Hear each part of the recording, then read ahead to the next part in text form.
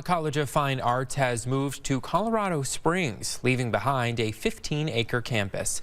Channel 3's Rachel Mann found out what to do with that space is contentious.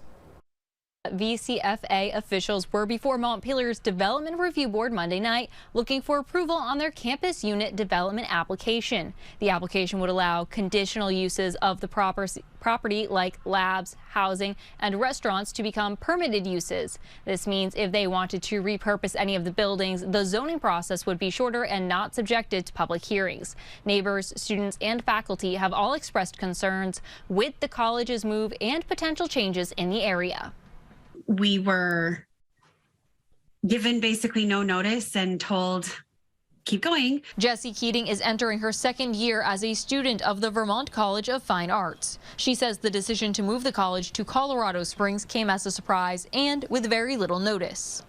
I'm awarded credits up to 15 a semester, and the most we can transfer over to a different graduate school would be 12. So it's not cost effective. I'm already in this. Despite the feedback, college administrators say the plan to move their MFA programs across the country is still a go. So for the first time, we're going to be able to run our residencies simultaneously. Our campus was not big enough in order to accommodate all 6 happening at one time. Right now, a new campus unit development plan is before Montpelier's Development Review Board.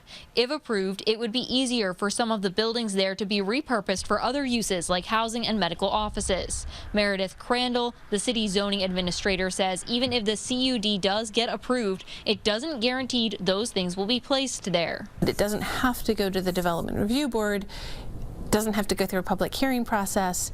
If it's a permitted use, it can just be approved administratively in the planning department office. Neighbors of the campus and other community members say they're concerned with the CUD application, calling it vague. It's impossible to establish that any conditional uses would be supportive of a primary purpose if no primary purpose exists. We're seeking transparency from the college.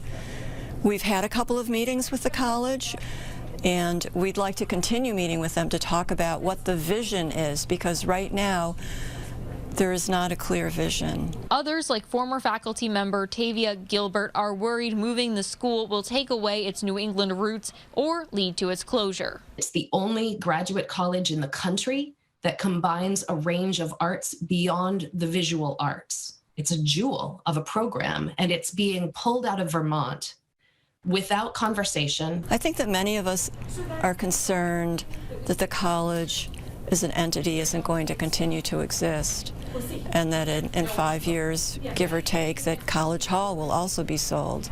The review board says they're waiting on a traffic study, a concrete plan for future uses, and a better idea of what will be left as open space before making a decision. The college administrators are expected to present this information at the next public hearing, which is scheduled for February 21st. In the newsroom, Rachel Mann, Channel 3 News.